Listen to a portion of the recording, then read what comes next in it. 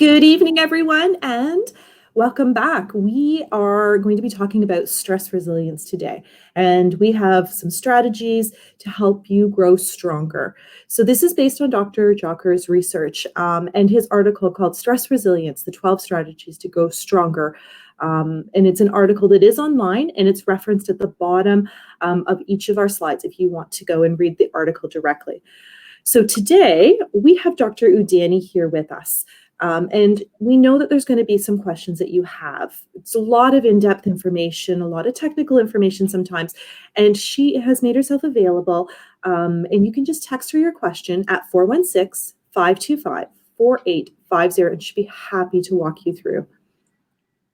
So Dr. Udani is our naturopathic doctor here at Justine Blaney Wellness Center, and she is a graduate of the College of Naturopathic Medicine from Toronto, and she actually worked at the Brampton Civic Hospital in the outpatient naturopathic clinic, where she gained, her experience as she was starting out. And so she's very passionate in a lot of different areas, and one of them is stress. And so she's going to bring some incredible insights, but she has other incredible passions and in-depth knowledge about women's health and skin conditions, even our digestion. So she has a philosophy, and she really genuinely believes that everyone has the ability to make healthy, long-lasting changes. Please help me welcome Dr. Udani. Hello, everyone. Good evening. So before we start, let's go over some of our upcoming webinars. So we have exercises for kids coming up for March break, and then we got healthy baking for kids as well. And I'm also going to come back again to talk about abdominal bloating and passing gas. And it can be very uncomfortable and embarrassing, but we got to see what's going on. And if you're ever wondering, and you want some guidance, this is a talk to listen into. And Dr. Linda Finn is coming to talk about what is cranial sacral therapy with Dr. Justine. And we're also going to have sports performance, enhancing your performance naturally with Dr. Justine. So it's all going to be so fun and engaging. And so we invite you to come and listen in. All right, so let's go ahead and talk about stress resilience and 12 strategies to grow stronger through stress. So this is, a topic that, for let's say like over a year or more than a year now that we've been facing with COVID and the pandemic and just that whole lot of stress, on all of us with, our kids working, going from school and, or studying at home, and then us working from home as well. So how to build stress resilience. So let's talk and let's go deep into this. So what is stress and how does it impact us? So stress tends to get a bad rep, actually. Stress, having a little bit of stress is completely okay. It's completely normal. We actually have a range in our body that can handle stress. So when we have just the optimal amount of stress, what happens is we perform so much better. We feel like we're on top of the world. We get all this work done. Our memory is great. We have so much energy. We're waking up. We just feel like we're so productive. But over time, what happens is if this keeps continuing to do it and, prolongs it, and we don't take time to rest in between, what happens is we go into the deep end, where, everything just kind of now starts to feel too overwhelming. We start to feel anxious. There's a lot of that. We stress about being stressed, or we got fatigue, sleep problems. And we just feel like the things we did before just seems so overwhelming to do now. So that's how you're getting that chronic stress, and you're getting that chronic stress fatigue. So let's go deeper into these things. So the central nervous system is very important when we think about stress, okay? So there are two systems under the big umbrella of the autonomic nervous system, okay? So the autonomic nervous system is the nervous system that kind of runs us on autopilot. We don't need to worry about it. We don't need to think about it. And it just kind of runs in the background, making sure we're all working fine. So the two parts of that is the sympathetic nervous system and the parasympathetic nervous system. So sympathetic nervous system is your fight or flight. Okay, so this is that nervous system actions that make you, if you see a snake, you know, in that picture, or a bear in the room, you know exactly what to do. You want to run away, you have the energy to just flee that, or, you know, flee that scene. Or if you feel like fighting it, you have the power and energy to fight it. And then we also have the parasympathetic system, which is our more the rest and digest system. So this is predominantly active when we eat, when we're sleeping, when we're just digesting. It helps our body kind of renew itself and rebuild itself. It's great for boosting the immune system and all those things too. So the balance is the key, okay? We don't want more of either one. We want it to have as a balance, and that's how we make sure we're as resilient and as strong against stress as possible. So your body on stress. So like I mentioned before, stress gets a bad rap, and having a little bit of a short-term stress isn't so bad.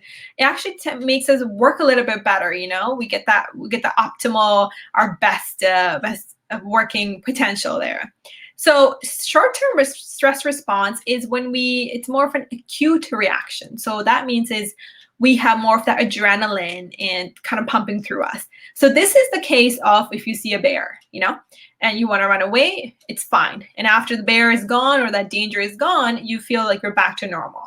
Now, a lot of us, we are faced with this long-term stress response, you know, because we're faced with a lot of worries and a lot of anxiety, a lot of things about our finances or our families, or maybe the whole pandemic, you know. So what it does is it's putting a lot of stress on us for the long term. So this becomes chronic now.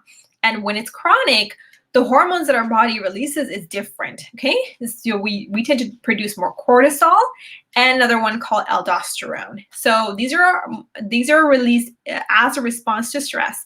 So we tend to get more of the blood pressure issues. We tend to get more weight gain, more cravings, a lot of bloating and swelling as a response to this long-term stress, which we really should not be having for the long term, because, you know, our body just can't handle that much stress.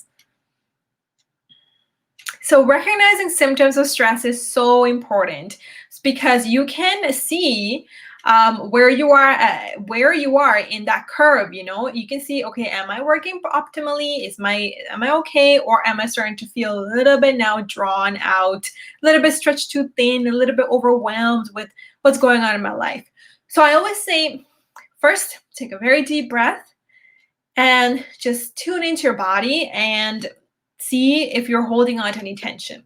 So even if I'm speaking now, I can feel that I'm holding on to some tension on my chest, and I'm not breathing as deep as I could be, you know? So I'm in tune with that, and I'm just trying to release that stress a little bit. So some of the other places you feel in your body is your jaw. For example, you can feel the jaw being tight. Sometimes you notice you have a dry mouth, you know, or you feel more of that bloating or joint pain, a lot of digestive concerns, headaches, you know, trouble focusing, lashing out at your kids, feeling irritable with your husband or your wife, you know, road rage. These are all signs and symptoms of stress. And over time, this puts a huge wear and tear on the body and all the systems in the body. So an importance of a healthy HRV. So HRV stands for heart rate variability. So this is how our heart, it's a way to determine how resilient your heart is to stress, okay? So when we're going through a stressful period, your heart rate tends to increase, but after that stressful period is gone, it tends to normalize and go back to how it was. And what they found is with people that are going through a lot of stress, this heart rate tends to be always high. It never tends to go down, okay? So the variability is always low. That meaning that it's not changing. It's kind of always staying high instead of going down. And with people that have a higher resilience to stress, they're able to manage stress better. They tend to have a high adaptability, so a high heart rate variability. So what that means is when they go through stress, it's high, but then afterwards, it tends to go down. So this is a great predictor to see, just for yourself to see if where you are, do you have a low variability or a high HRV? And if you wear a Fitbit or a health tracker, they usually have a sensor to measure this as well.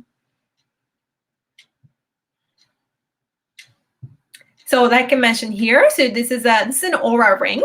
That information that can be taken from that can tell you how good is your heart rate variability, because it's a good marker for your ability to handle stress. So the general adaptation syndrome, this is where I mentioned before, where, we get the stressor. And now the stressor could be really anything. It could be a mental stress, a physical stress, like you get into an accident. Mental stress could be, losing a job or losing a family member. So our body kind of instinctively knows what to do.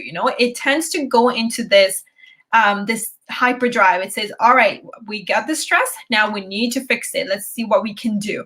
So, during this period, it's maintaining. You might not even notice what's going on, but what it's doing is it's using up a lot of those nutrients, those minerals, those hormones, the things that the body needs to combat the stress. And over time, what happens is when these nutrient stores get depleted and the stress just keeps there, you tend to tank, and you're not eating properly too.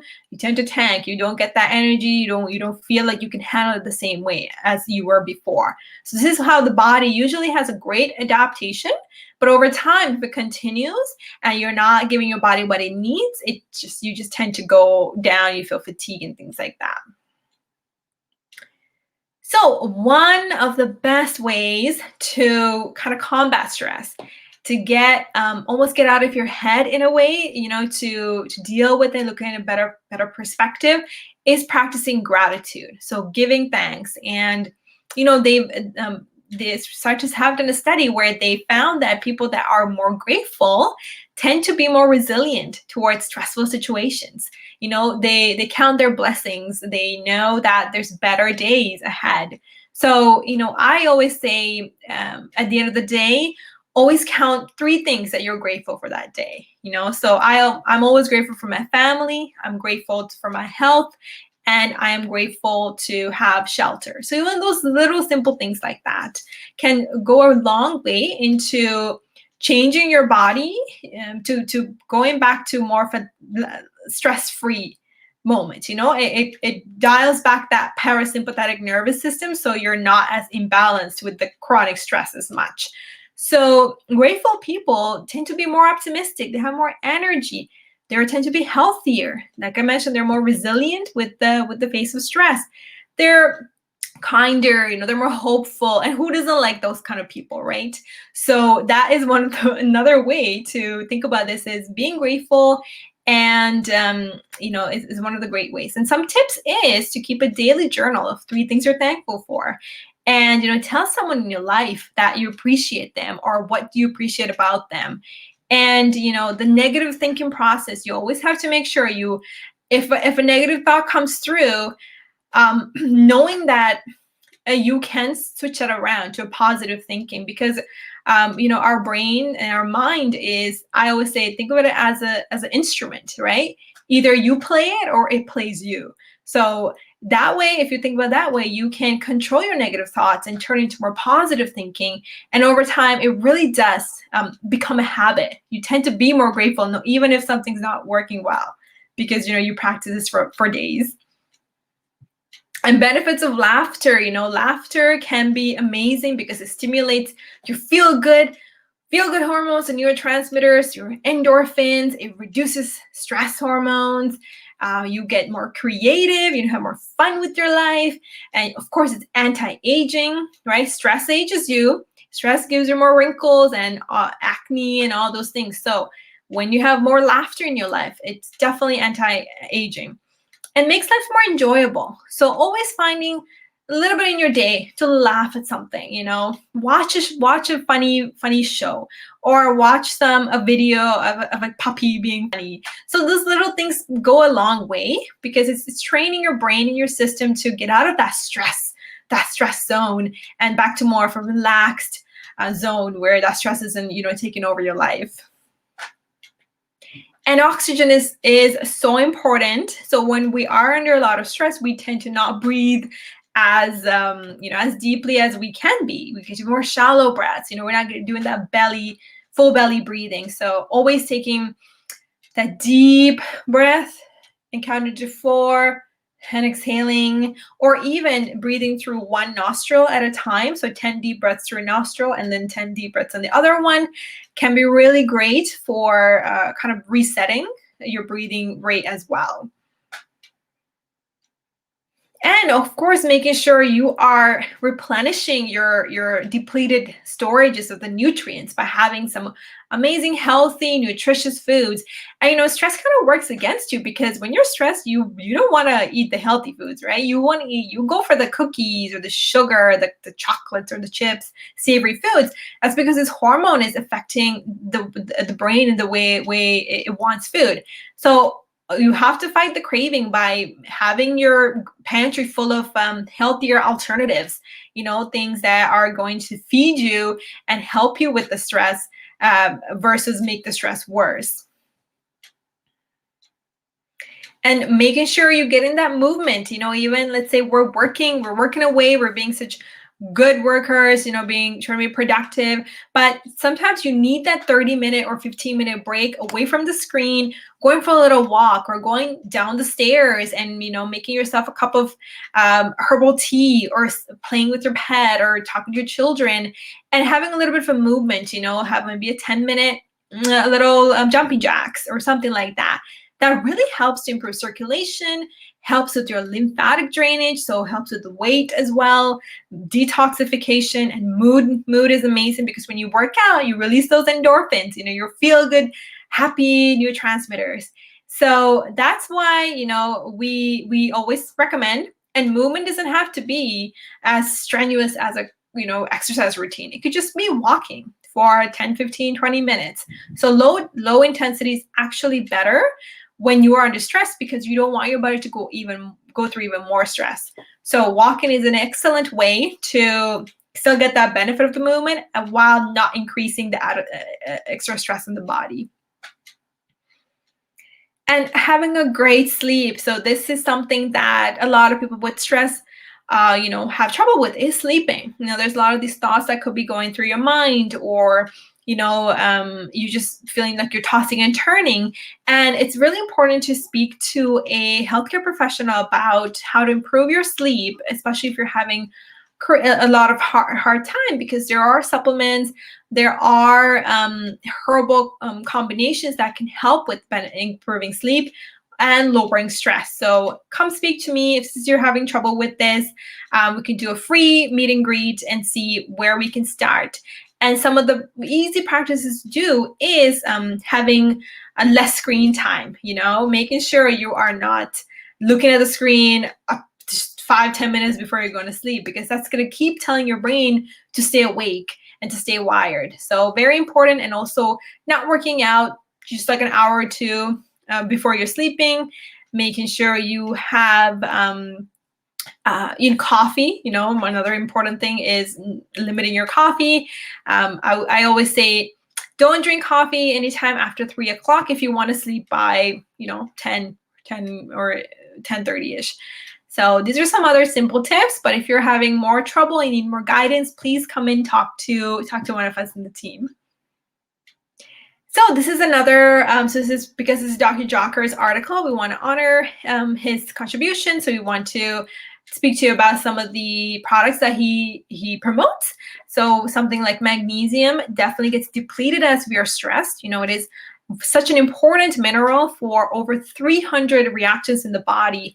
And it gets so easy, we don't get it as much in the diet because a lot of us don't really eat the leafy greens that contains most of this.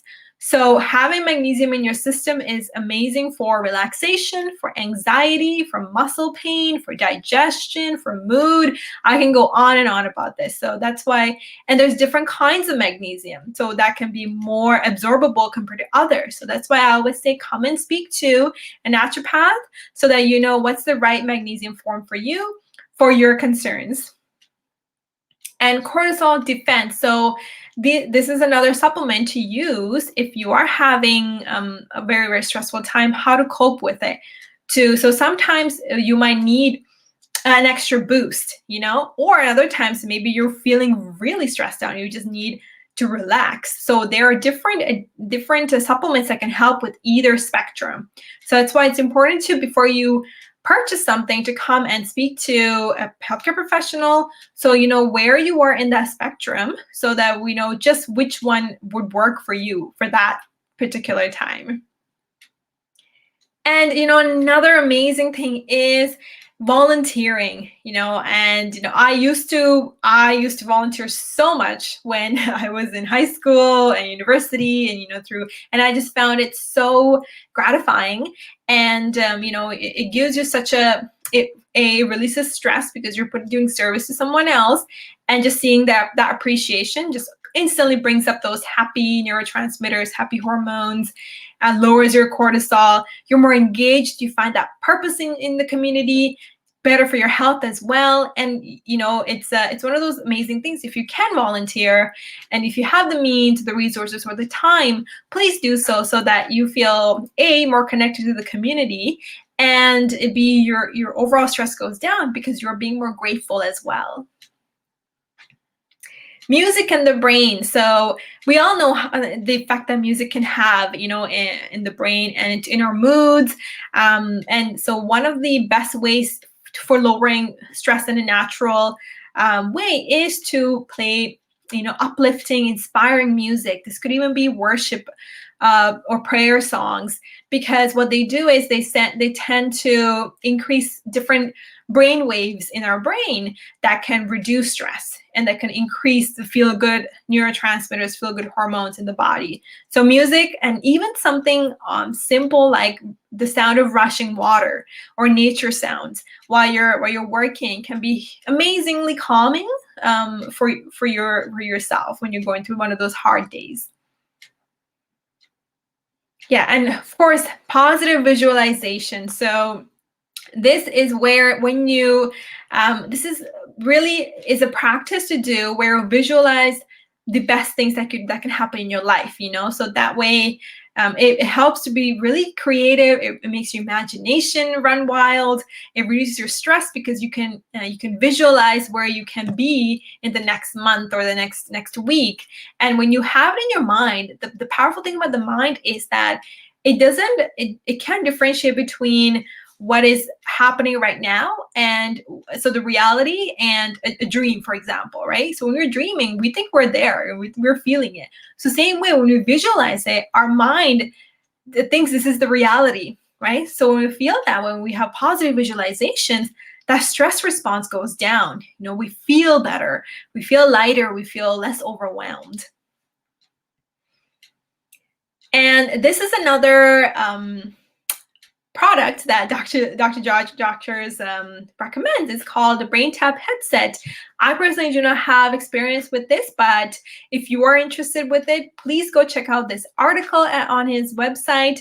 It is another way to kind of help with the brain waves, and can be helpful for stress as well. And so that comes to the conclusion of our talk. So hopefully you've gotten some motivation, some good tips about, managing your stress as well. And so these are some of the upcoming webinars that we have. We have exercises for kids coming up from March break, healthy baking for children. So we're going to do a talk about embarrassing abdominal bloating and what that could mean regarding digestion health.